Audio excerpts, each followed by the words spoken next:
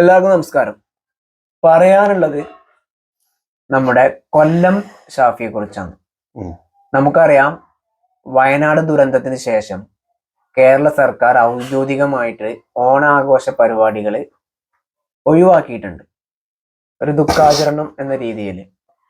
പക്ഷെ കൊല്ലം ഷാഫിയുടെ ഒരു ഫേസ്ബുക്ക് വീഡിയോ ഇപ്പോൾ പല ആളുകൾ ഷെയർ ചെയ്യുകയും അതുമായി സപ്പോർട്ട് ചെയ്തുകൊണ്ടും അതിനെ എതിർത്തുകൊണ്ടൊക്കെ വീഡിയോസ്, അതുപോലെ തന്നെ ഫേസ്ബുക്ക് പോസ്റ്റുകളൊക്കെ ഒരുപാട് വരുന്നുണ്ട്.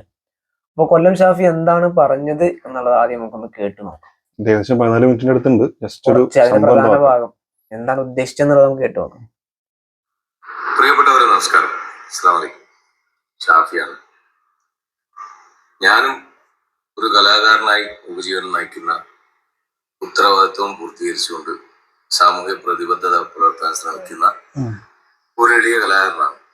എൻ്റെ സഹോദരങ്ങളായിട്ടുള്ള ഒരുപാട് കലാകാരന്മാർ, അതുപോലെ ആ കലാമേഖലയെ പരിപോഷിപ്പിക്കുന്ന, അതിനെ സപ്പോർട്ട് ചെയ്യുന്ന സ്റ്റേജ് ആർട്ടിസ്റ്റുകൾ, ആ സ്റ്റേജ് നിർമ്മാണം നിർവഹിക്കുന്ന തൊഴിലാളികൾ, അതിനിടയിലാണ് ഓണാഘോഷ പരിപാടികൾ വേണ്ട എന്ന് തീരുമാനിക്കുന്നത്.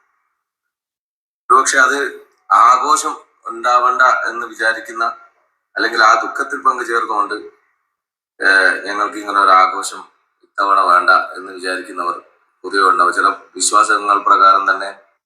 അപ്പൊ ഷാഫി പറഞ്ഞിട്ടുള്ളത്, ഓണാഘോഷം വേണ്ട എന്നുള്ളൊരു തീരുമാനം ഒരുപാട് പേരെ എന്താ പറയുക ബുദ്ധിമുട്ടിലാക്കുന്നുണ്ട്.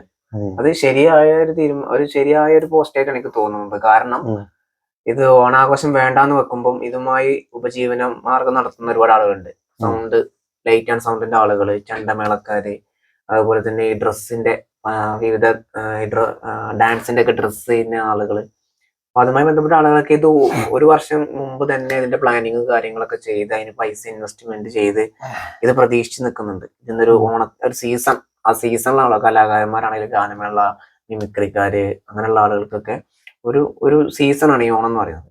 അപ്പം അത് പെട്ടെന്ന് ഇല്ലാന്ന് പറയുമ്പം അവർക്ക് ഉണ്ടാകുന്ന ഒരു ബുദ്ധിമുട്ട്, സാമ്പത്തികമായിട്ടുള്ളൊരു ബുദ്ധിമുട്ട്, അത് ഒരു ശരിയായ രീതിയിൽ തന്നെയാണ് ഞാൻ അതിനെ മനസ്സിലാക്കുന്നത്.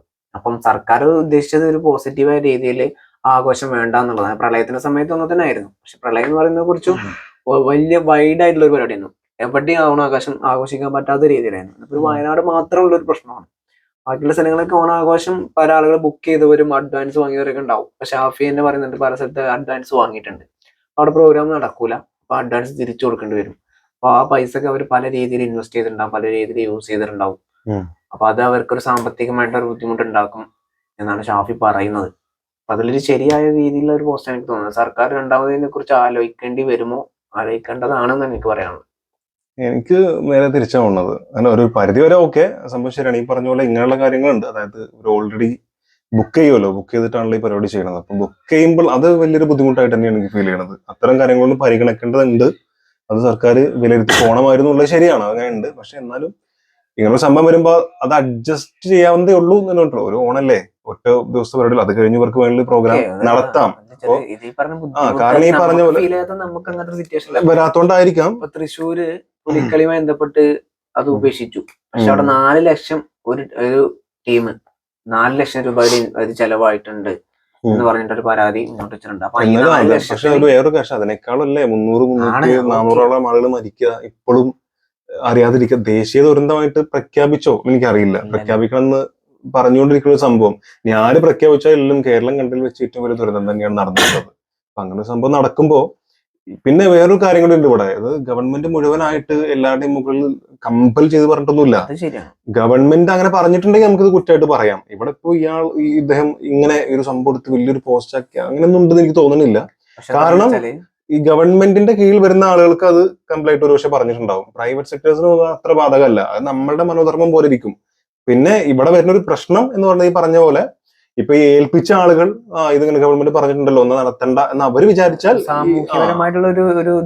അങ്ങനെ വരുമ്പോ ഉള്ള ഒരു ബുദ്ധിമുട്ട്, അത് ബുദ്ധിമുട്ട് തന്നെയാണ്. അതിന് ഒരു വഴി എന്തെങ്കിലും കണ്ടിട്ട്, അല്ലെങ്കിൽ അതിനെ ഒന്ന് മെൻഷൻ ചെയ്ത് എന്തെങ്കിലും സംസാരിക്കെങ്കിലും ചെയ്യണേന്നു അറ്റ്ലീസ്റ്റ് ഗവൺമെന്റ് എന്നുള്ളത് ശരിയാണ്. പക്ഷെ അല്ലാത്ത പക്ഷം ഇതൊരു മനോധർമ്മമായി എടുക്കുക. അത് വേണ്ട തോന്നിക്കഴിഞ്ഞാൽ അതുകൊണ്ട് അതൊന്നും വലിയ നഷ്ടമാണെന്ന് എനിക്ക് തോന്നുന്നില്ല. കാരണം ഇപ്പോഴും ശരീരം പോലെ, ഇപ്പൊ അറിയില്ലേ, കൈയും കാലും ഒക്കെയാണ് കിട്ടുന്നത്. ചില ആളുകളുടെ കൈപ്പത്തി മാത്രമാണ് കിട്ടുന്നത്. നമ്മുടെ ഒരു മറുകോ അല്ലെങ്കിൽ കയ്യിലുണ്ടായിരുന്ന മോതിരമൊക്കെ നോക്കിയിട്ടാണ് ഇത് എന്റെ മകനാണ് അല്ലെങ്കിൽ എന്റെ ഭർത്താവാണ് അച്ഛനാണെന്നൊക്കെ കണ്ടറിയണത്. അപ്പോ അവരുടെ വേദന എന്തായിരിക്കും? അതിനോടൊന്നും എന്തായാലും വരില്ല. അപ്പൊ അതുകൊണ്ട് വലിയ സംഭവം എടുക്കാനൊന്നുമില്ല. അതിന്റെ രണ്ട് രീതികൾ പറയാൻ പറ്റില്ല. ഒരാളുടെ മനസ്സ് വെച്ച് നോക്കുമ്പോഴാണ്. പല കലാകാരന്മാരും അതുപോലെ തന്നെ ഈ ചെണ്ടമേളം അങ്ങനത്തെ ചില ആളുകളുണ്ട്, നമുക്ക് പരിചയമുള്ള ആളുകൾ തന്നെ ഉണ്ട്. എന്താ വെച്ചാൽ ഈ ഒരു ഈ സീസണിൽ കിട്ടുന്ന ഒരു വരുമാനമാണ് അടുത്ത ഒരു ഓണം സീസൺ വരെ അവരുടെ ഒരു ജീവിതമാർഗമായിട്ട് അവർ പലതും അങ്ങനെയുള്ള താഴെ തട്ടിലുള്ള ബുദ്ധിമുട്ട് അനുഭവിക്കുന്ന ഒരുപാട് ആളുകളുണ്ട്. ഇത് പെട്ടെന്ന് ഇല്ലാന്ന് പറയണം. ഇത് ആദ്യം ഇല്ലാത്ത ഒരു സാഹചര്യമാണെങ്കിൽ അവർ മറ്റെന്തെങ്കിലും മാർഗം കണ്ടെത്താനൊക്കെ സമയം. അതായത് ഈ പ്രോഗ്രാം പിടിക്കുന്ന ആളുകളല്ല. ഇപ്പൊ ഷാഫിയൊക്കെ എനിക്ക് തോന്നുന്നു ഷാഫിക്ക് ഡയറക്റ്റ് ആയിട്ട് പ്രോഗ്രാം വരുന്ന ആളായിരിക്കാം. അല്ല, ഷാഫിയെ കുറിച്ചല്ല, ഷാഫി കുറച്ചും കൂടി എസ്റ്റാബ്ലിഷ്ഡ് ആയിട്ടുള്ള അപ്പൊ ഈ മറ്റു പ്രോഗ്രാം. അതായത് ഇപ്പൊ ഷാഫി അതിപ്പോ ഇദ്ദേഹം ഷെമിയും ഇപ്പൊ ഒരു അങ്ങനത്തെ ഒരാളാണെങ്കിൽ ഷെമിന്റെ കീഴിൽ നിൽക്കുന്ന കുറെ ആളുകൾ ഉണ്ടാവും. അത് ഇങ്ങനെ പ്രോഗ്രാം കിട്ടിയിട്ട് വേണം നമുക്ക്, അല്ലാതെ ഇവരൊന്നും ഡയറക്റ്റ് ആരും പോയി വിളിക്കൂല. ഇങ്ങനെ വലിയൊരു പരിപാടി നടക്കുമ്പോൾ അതിന്റെ ഭാഗമായിട്ട് കുറെ ചെറിയ ചെറിയ ചാൻസ് കിട്ടുന്ന അതെ അങ്ങനത്തെ ആളുകൾ ഒരു പക്ഷെ ബാധിക്കുമായിരിക്കാം. എന്നാലും എനിക്കത് വലിയൊരു പ്രശ്നമായിട്ട് എനിക്ക് ഫീൽ ചെയ്യുന്നില്ല. എന്തുകൊണ്ടോ, കാരണം മറ്റേ ഭാഗം വെച്ച് കമ്പയർ ചെയ്യുമ്പോൾ അത് വലിയൊരു പ്രശ്നമായിട്ട് എനിക്ക് പേഴ്സണലി ഫീൽ ചെയ്യുന്നില്ല. പക്ഷെ അത് നമുക്ക് ആരെയും കുറ്റപ്പെടുത്താൻ പറ്റാത്തൊരു സാഹചര്യമാണ്. ഷാഫി പറയുന്ന ഒരിക്കലും ഷാഫിക്ക് വേണ്ടിയിട്ടല്ല സംസാരിക്കുന്നത്, എനിക്ക് മനസ്സിലായത് അങ്ങനെ. അല്ല, തുടക്കത്തിൽ തന്നെ പറയുന്നുണ്ട്. കാരണം ഷാഫിക്ക് ഇപ്പോൾ ഓൾറെഡി യൂട്യൂബ് ചാനൽ, ഫേസ്ബുക്ക്, അതുപോലെ അതിന് വരുമാനമുണ്ട്, അതുപോലെ ഒരു എസ്റ്റാബ്ലിഷ്ഡ് ആയിട്ടുള്ള ഒരു സിംഗറാണ്. പിന്നെ വേറൊരു കാര്യം കൂടി ഉണ്ട് ഇവിടെ. അതായത് ഷാഫി പറയുന്ന ഒരു കാര്യം എന്ന് പറയുന്നത്, ഇപ്പൊ ഇതില് പ്രത്യേകം മെൻഷൻ ചെയ്യുന്നുണ്ട്. അതായത് ഇങ്ങനത്തെ എന്ത് സംഭവം വരുമ്പോഴത് ഫുൾ കേട്ടാൽ എനിക്ക് അറിയാം, ലിങ്ക് ഞാൻ കൊടുക്കാം. ഇങ്ങനത്തെ എന്ത് സംഭവം വന്നാലും കലാകാരന്മാരെയാണ് ആദ്യം തന്നെ ബാധിക്കുന്നത്. കലാകാരന്മാർക്ക് വെച്ചിട്ടാണ് ഈ പരിപാടി വെക്കുന്നത് പറയുന്നുണ്ട്. പക്ഷെ അവിടെയുള്ള ഒരു കാര്യം, അത് കേൾക്കുമ്പോൾ ശരിയാണല്ലോ തോന്നും. പക്ഷെ ശരിക്കും ചിന്തിച്ചു കഴിഞ്ഞാൽ എന്തുകൊണ്ടാണ് കലാകാരന്മാരെ പറയുന്നത്? അവിടെയാണ് ഏറ്റവും കൂടുതൽ ആള് കൂടുന്നത്. ഇപ്പോ ഈ നിപ്പ വന്നു, ഇങ്ങനത്തെ പനി വരുന്നുണ്ട്. ആദ്യം കൂടുന്നത് എന്തായിരിക്കും? തിയേറ്റേഴ്സ്, ജിമ്മ്, ഇവിടെയൊക്കെ ഒരുപാട് ആളുകൾ കൂടിച്ചേരുന്ന സ്ഥലങ്ങളാണ്. അത് സേഫ്റ്റിക്ക് വേണ്ടി ചെയ്യുന്നത്. അല്ല കലാകാരന്മാരോട് എന്തെങ്കിലും ദേഷ്യമുള്ളതുകൊണ്ടാണെന്ന് എനിക്ക് തോന്നുന്നില്ല. എസ്പെഷ്യലി ഇനിയിപ്പോ എന്തൊക്കെ പറഞ്ഞാലും ഇത് രാഷ്ട്രീയപരമായിട്ടല്ല പറയുന്നത്, പക്ഷെ നിങ്ങൾ എടുക്കുന്നത് നിങ്ങളുടെ ഇഷ്ടം. പക്ഷെ എസ്പെഷ്യലി ഇടത് സർക്കാർ അവര് കലാപരമായിട്ട് എതിര് നിൽക്കുന്ന ആളുകൾ തന്നെ ഒരിക്കലും വിശ്വസിക്കുന്നില്ല. അത് കലയെ പ്രോത്സാഹിപ്പിക്കുന്ന ആളുകളാണ്. അല്ല, ഞാൻ ഗവൺമെന്റ് ഷാഫി പറഞ്ഞെന്താ വെച്ചാല് ഇതൊരു പക്ഷെ എനിക്ക് തോന്നുന്നു അല്ല, ഞാൻ ഇത് പറഞ്ഞതിന്റെ ഭാഗമായിട്ട് പറയാം. ഷാഫിനല്ല, സാധ്യത ഉണ്ടെന്ന് ഞാൻ മനസ്സിലാക്കുന്നു.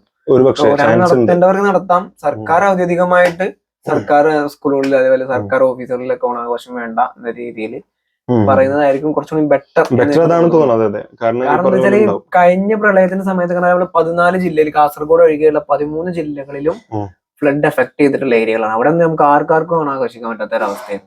പക്ഷെ ഇത് വയനാട് ദുരന്തമാണ്, കേരളത്തിലെ മൊത്തം വേദനിപ്പിച്ച ഒരു ദുരന്തമാണെങ്കിൽ പോലും ബാക്കി വയനാട് തിരുവനന്തപുരം ഒരുപാട് ഡിസ്റ്റൻസ് ഉണ്ട്. തിരുവനന്തപുരത്തുള്ള ആളുകൾക്ക് ഒരു ഓണാഘോഷം അത് വെറുതെ ഒരു ആഘോഷത്തിനപ്പുറം ഇതിന്റെ പുറത്ത് ഇത്രയും ജീവിതമാർഗങ്ങളുള്ള പല ആളുകളും ഉണ്ട് എന്നുള്ളത് ഒന്ന് മനസ്സിലാക്കിയാൽ അതിനെന്തെങ്കിലും മാറ്റങ്ങൾ വന്നാൽ നന്നായിരിക്കും എന്ന് തോന്നുന്നു. പക്ഷെ ഈ ഷാഫി തന്നെയാണ് ഇപ്പൊ കാസർഗോഡ് മുതൽ തിരുവനന്തപുരം വരെയുള്ള സ്ഥലങ്ങളിൽ മറ്റേ എന്താ പറയാ ഗാനവണ്ടി, നമ്മൾ ഈ കണ്ണ് കാണാത്ത ആളുകള് പാടിങ്ങാട് പൈസ കളക്ട് ചെയ്യുന്നുണ്ടല്ലോ, അതുപോലെ ഒരു ഗാനമേള ട്രൂപ്പ് ഉണ്ടാക്കിയിട്ട് അതിൽ നിന്ന് പൈസ കിട്ടിയിട്ട് അത് ഈ വയനാടിനെ സഹായിക്കാൻ വേണ്ടിയുള്ള ഒരു പദ്ധതി കൊടുത്തിട്ടുണ്ടായിരുന്നു. അതും അതൊക്കെ അവര് ചെയ്യുന്നുണ്ട്. ഒരു പ്രശ്നം കൂടി നമ്മൾ പരിഗണിച്ചിട്ട് പോകണം. അല്ല, അത് തിരുത്താൻ പറ്റാത്തൊരു കാര്യം തന്നെയാണ്. ഈ പറഞ്ഞ പോലെ ഓൾറെഡി അഡ്വാൻസ് മേടിച്ച് ഈ പറഞ്ഞ പോലെ അതൊക്കെ പലതിലും ഇൻവെസ്റ്റ് ചെയ്യും, അത് കുറെ ചെലവായി പോയിട്ടുണ്ടാവും. അത് വലിയൊരു സംഭവം, അത് നികത്താൻ കഴിയാത്തൊരു സംഭവം തന്നെയാണ്. അറ്റ്ലീസ്റ്റ് അങ്ങനെ പരിപാടി പിടിച്ച ആളുകളെങ്കിലും പ്രോഗ്രാം നടത്തിക്കോട്ടെ എന്നുള്ള രീതിയിൽ വരികയാണെങ്കിലും പ്രതീക്ഷിക്കാം. ഏകദേശം ഒരു 10-20 ദിവസം കൂടി ഉണ്ടല്ലോ. അതെ വരുമായിരിക്കും എന്ന് വിചാരിക്കാം.